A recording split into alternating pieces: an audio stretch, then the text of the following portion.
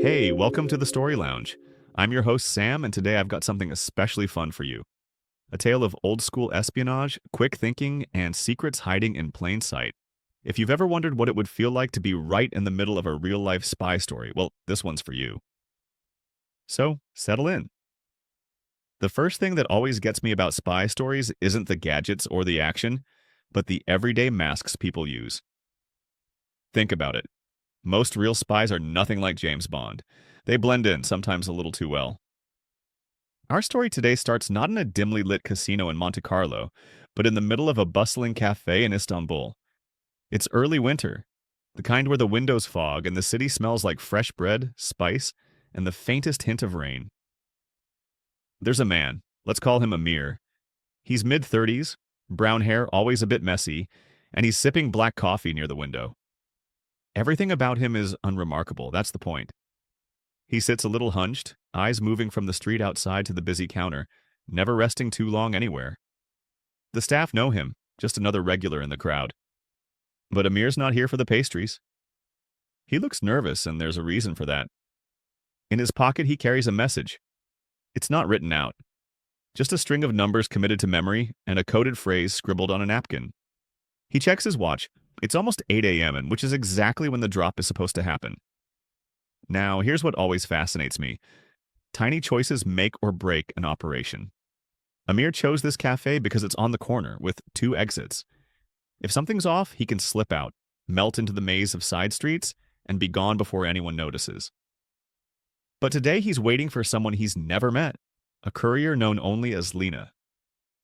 People come and go. A woman in a bright red scarf stops at the counter, asks for tea, and glances over her shoulder. Amir's pulse skips. That's her, he thinks. The instructions said to look for a red scarf, but she walks right past him and heads out the door. False alarm. Minutes tick by. Each one stretches longer. Then someone else slips through the door, tall, in a dull gray coat, carrying a newspaper folded under one arm.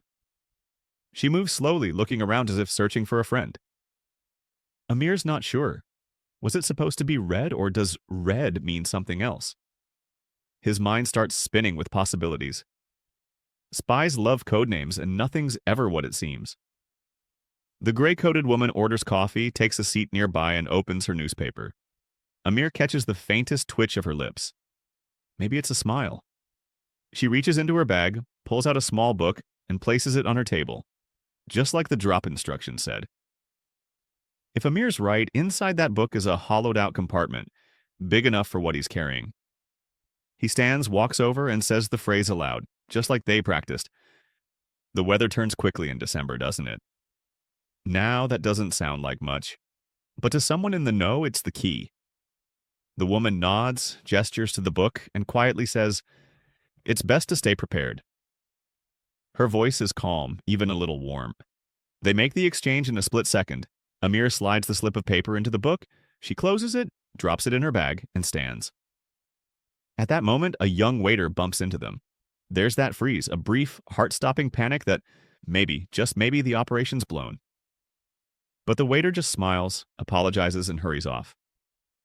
The woman smiles too, a little more broadly this time, and leaves through the side door. Amir sits back down, breathing a silent sigh of relief. So, what was so urgent that it needed all this cloak and dagger work? Turns out the message Amir passed wasn't a grand plan for world domination. It was a simple report.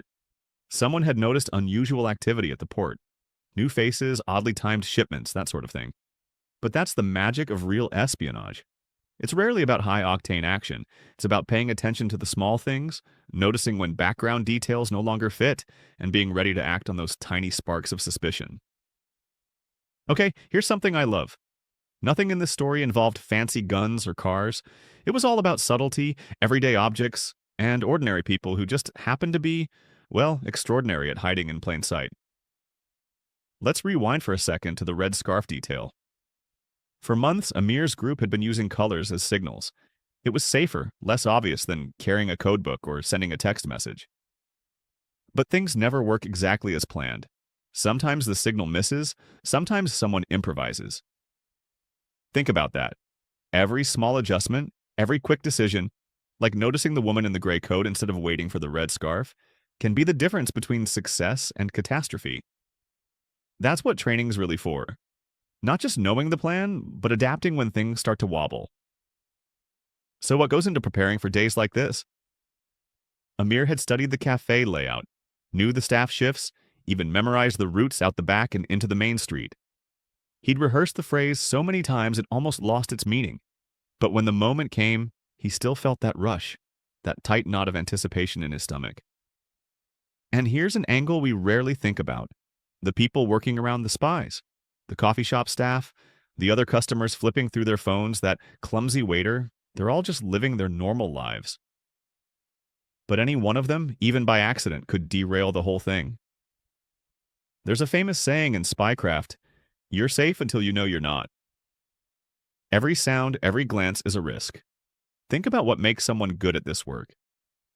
Sure, the ability to memorize details and keep your nerve is crucial, but more than that, it's about reading people, seeing patterns, and noticing changes in mood or pace.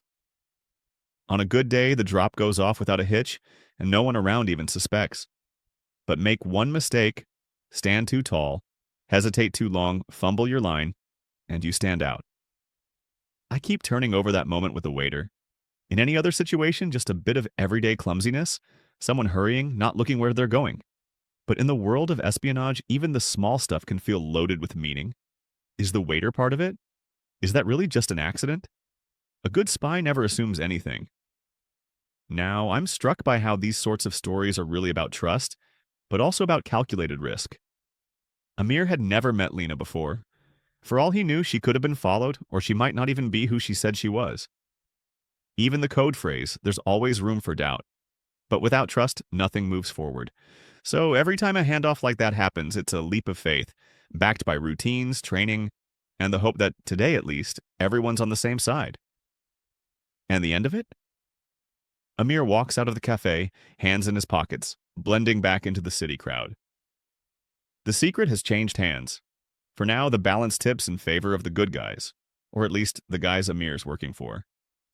There's some satisfaction in that, even if only for a moment. Because in this line of work, today's victory is tomorrow's starting line. What's interesting here isn't just the tension, but how ordinary it all looks to the outside world. To most of us, a cafe is just a place to unwind or catch up with friends. But for people like Amir, it's the perfect place to be invisible, to disappear into the background, and to get the job done.